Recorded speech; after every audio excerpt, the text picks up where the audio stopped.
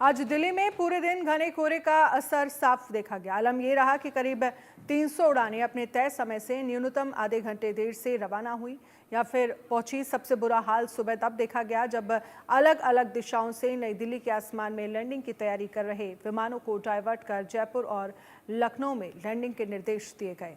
सुबह 9:15 बजे से 3:15 बजे के बीच एक के बाद एक 11 उड़ानों को डाइवर्ट किया गया, जिनमें 2 अंतर्राष्ट्रीय उड़ानें भी शामिल थीं।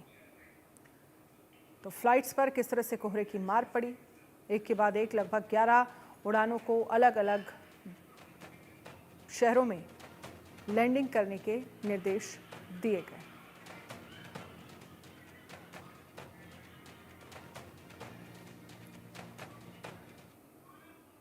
और अब खबर है, दिल्ली एनसीआर में प्रदूषण खतरनाक स्तर पर पहुंच गया है। इसको रोकने के लिए तमाम उपाय किए जा रहे हैं, लेकिन फिर भी प्रदूषण से राहत नहीं मिल रही। आज से ग्रैफ 4 के नियम पूरे एनसीआर में लागू कर दिए गए हैं। वहीं ट्रकों और डीजल की गाड़ियों की एंट्री दिल्ली में बैन कर दी गई है।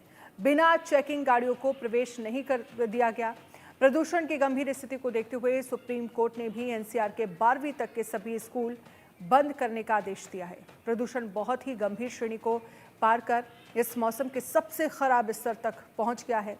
शाम को दिल्ली का एयर क्वालिटी इंडेक्स 495 दर्ज किया गया, जो अभी तक का सबसे अधिक है। इसको लेकर डॉक्टर भी काफ़ी चिंतित हैं। डॉक्टरों ने आगाह किया है कि जहरीली हवा न केवल स्वास्थ्य के लिहाज से बीमार लोगों को नुकसान पहुंचा सकती है, बल्कि स्वस्थ लोगों भी इस जहरीली हवा की चपेट में आकर बीमार हो सकते हैं। तो प्रदूषण के खतरनाक स्तर पर हमारे संवाददाता मनोहर केसरी ने आरएमएल हॉस्पिटल के सीएमओ डॉक्टर अमित जिंदल से खास बातचीत की है। क्या कुछ उन्होंने कहा, सुनिए। आपने देखा कि किस तरह से राम मनोहर लोहिया हॉस्पिटल में एयर पॉल्यूशन से पीड़ित मरीजों की संख्या लगातार बढ़ती जा रही है। हमने मरीज को भी दिखाया। अब हम डॉक्टर से बात करते हैं कि आखिरकार एयर पॉल्यूशन से किस तरह की परेशानी हो रही है, किस तरह से लोग बचें। हमारे साथ बातचीत करने के लिए राम मनोहर लोहिया हॉस्पिटल के एयर पॉल्यूशन क्लिनिक के और senior consultant doctor Amit Jindal हैं। इनसे बात करते हैं। जिंदल जी, इंडिया न्यूज़ में आपका स्वागत है। नमस्कार। ये बताएंगे कि जिस तरह से दिल्ली की हालत दिख रहे हैं, आज तो एकदम लिमिट जो है ना क्रॉस कर गया है। आप अंदर अगर बैठे होंगे तो मेरी आंखें जल रही है, आपकी आंखें जल रही है, मुझे नहीं पता। यस, आज तो जब इन द मॉर्निंग जब हमने हमारे घर से जब हम अरावली के लिए ट्रैवल कर रहे थे तो कार के अंदर भी हमें ऐसा लग रहा था जैसे आंखें जल रही हैं हमारी। और आज इनसाइड ओपीडी चैम्बर्स ऑल्सो हमें लग रहा है कि पहले तो जैसे हवा के प्रदूषण का प्रभाव हमें यहाँ से जब बाहर ट्रैवल कर रहे होते थे तो तभी फील होता था। आज हमें इनसाइड द चैम्बर ऑल्सो हमें ऐसा लग रहा है कि जो एयर है विच वी आर ब्रीदिंग है वो हमारे आंखों में लग रही है, गले में लग रही है। क्या क्या कॉम्प्लिकेशंस हो रहे हैं लोगों को? क्योंकि हवा का सीधा सीधा संबंध हमारे श्वसन सिस्टम से है। जो भी हवा हम सांस ले रहे हैं वो डायरेक्टली हमारे फेफड़ों के अंदर जा रही है। सो जो सबसे पहला प्रभाव दिखाई देता है वो श्वसन संबंधित तंत्र जो हमारा है उसी पर दिखाई देता है। तो जो सबसे ज़्यादा कॉमन लक्षण जो हमें मिल रहे हैं पेशेंट्स में वो है खांसी, गले में खराश, सांस फूलना, छाती में भारीपन और जैसे कि छाती में खिंचाव जैसा लगता है।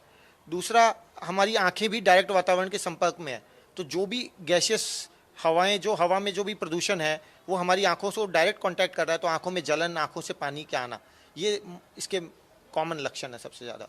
और जो पहले से ही नॉन कम्युनिकेबल डिजीज़ के पेशेंट हैं, चाहे हम अस्थमा की बात करें, डायबिटिक की बात करें या और क्रोनिक डिजीज़ की बात करें, उन्हें क्या परेशानी हो रही है? जो पेशेंट्स पहले से यदि किसी को श्वसन संबंधित बीमारियां हैं वो तो जाहिर सी बात है प्रदूषण के बढ़ते दुष्परिणामों के लिए ज़्यादा सेंसिटिव होंगे।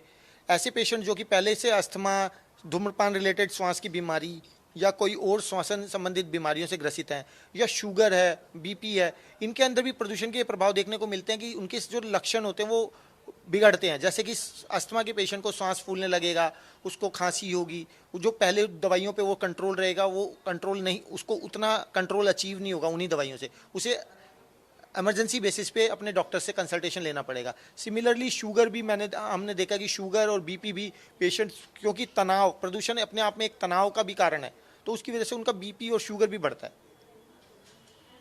तो हम क्या प्रिकॉशंस लें इन दिनों?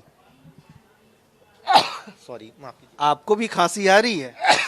डेफिनेटली हमको भी यही सांस में, इसी हवा में सांस लेना पड़ रहा है, तो हम भी इससे अछूते नहीं हैं।